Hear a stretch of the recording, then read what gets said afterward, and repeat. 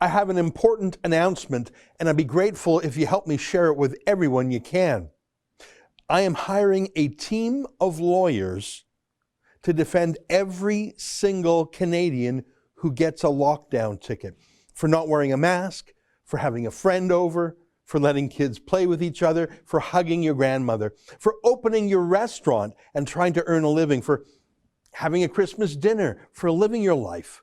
If you get a ticket for any of that, come to me starting right now and continuing on through the Christmas season into the new year. Normally the words free lawyer don't go together, but that is what we're doing. If you get one of these outrageous, unconstitutional lockdown tickets, don't pay it. Don't plead guilty. Don't do it. We're not going to pay your fine. We will fight your fine. What have you got to lose?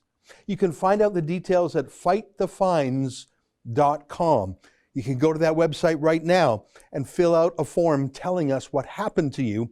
We'll have a lawyer reach out to you to get more information, including a copy of your ticket.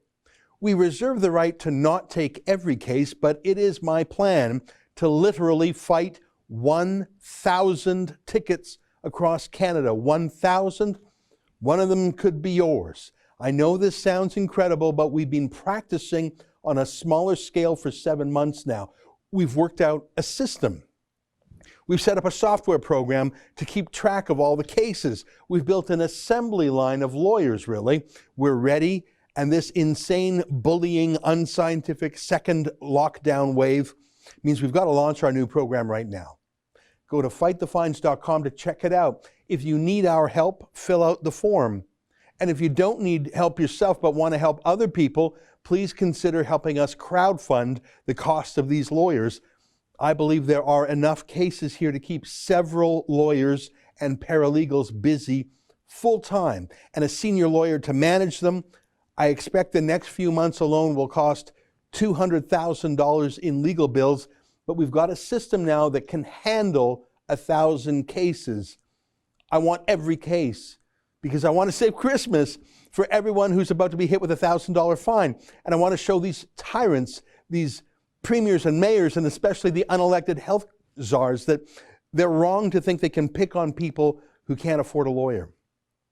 I want to show the police and the prosecutors that they're not going to have a compliant and submissive population that just rolls over. This isn't going to turn into a cash grab for them either with all these fines. And if they really are going to issue these absurd illegal tickets, I want these government bullies to know that no one's going to plead guilty and make it easy for them.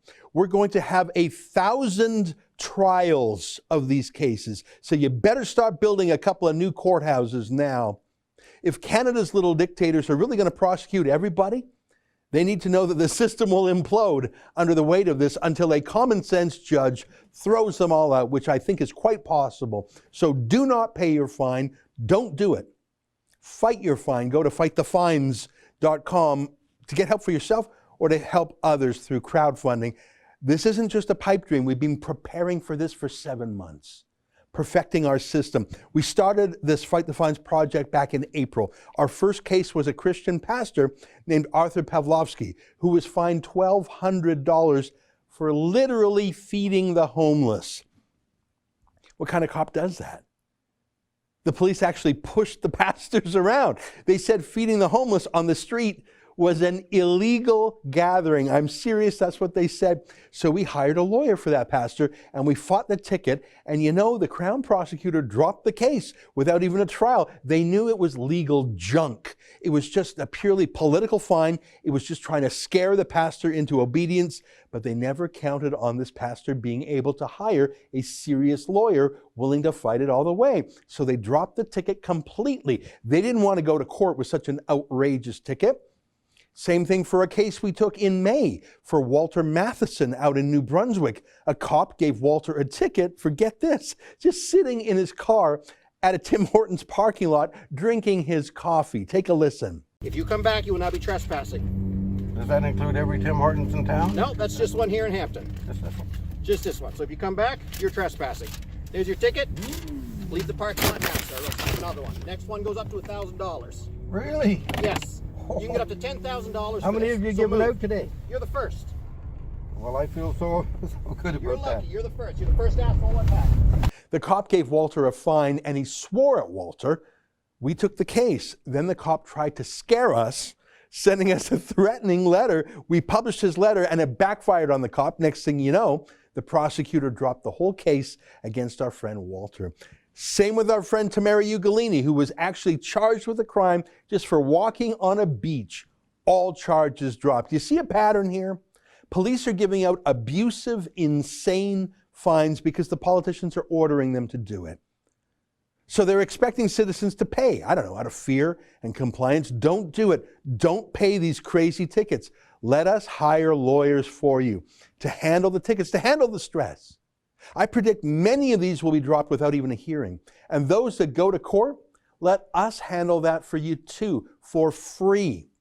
We've been working out a system how to handle a lot of cases, how to manage the lawyers, how to keep track of everything. We now have a network of civil liberties lawyers across Canada ready to fight. I want 1,000 cases. Nobody pay.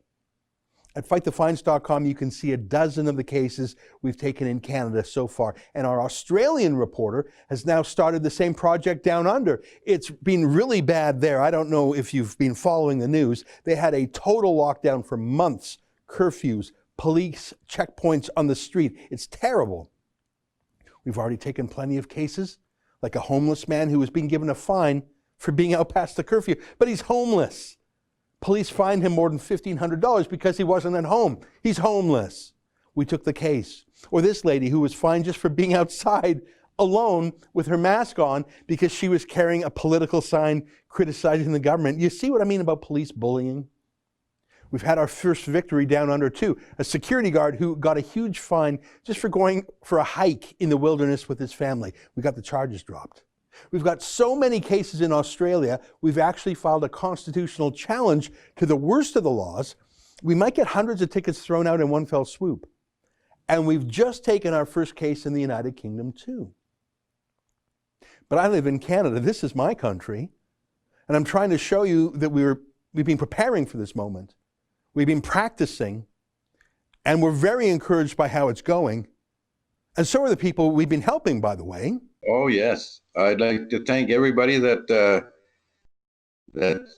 stood behind me for this, especially Rebel News, of course, and you, Sheila. You're my hero now. And we're going to fight for some justice for you. What do you think about that? That's amazing. Best news I've heard all week. Thank you so much. Okay, then. I appreciate it just for the simple fact that I can't afford to have a lawyer, but if I had to go to court by myself, I'd still take them on. We're going to crowdfund this case so that you two get some justice here. Thank you very much from the bottom of my heart.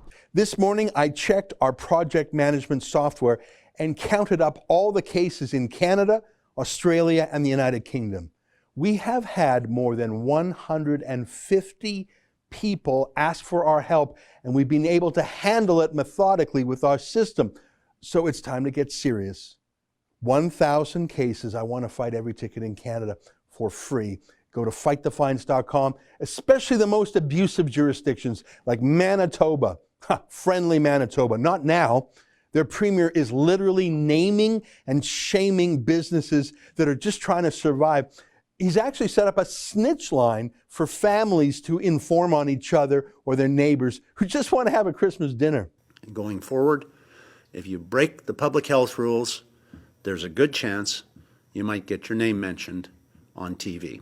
That's so gross. And I promise you we'll show that video to the court. What a bully. He's boasting about how punitive he is. It's for political purposes, isn't it? That's not legal. He's boasting that he intends to cancel people and their businesses. He's threatening to ruin people's livelihoods, just like that bully Doug Ford, who now mocks ordinary working people. You know, Doug Ford himself went to a big wedding during the lockdown. No mask, no social distancing. He's a hypocrite. He's nothing like his late brother, Rob Ford, who actually loved the little people. Doug Ford sneers at them. He despises the grassroots he once called Ford Nation. Remember this?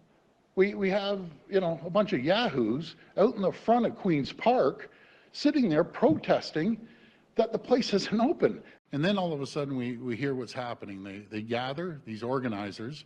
And as for the organizers, you know something, guys? I don't get it. I just don't get it. If we weren't so backlogged on MRIs, I'd send you to the MRI to get your brain scanned because I don't think there's anything in there. Yeah, don't pay his fines. Don't give him your money. If you have a fine, go to fightthefines.com, fill out our simple form. We'll review your case and we'll give you a lawyer. We reserve the right not to take every case, but it is my hope to take all of them.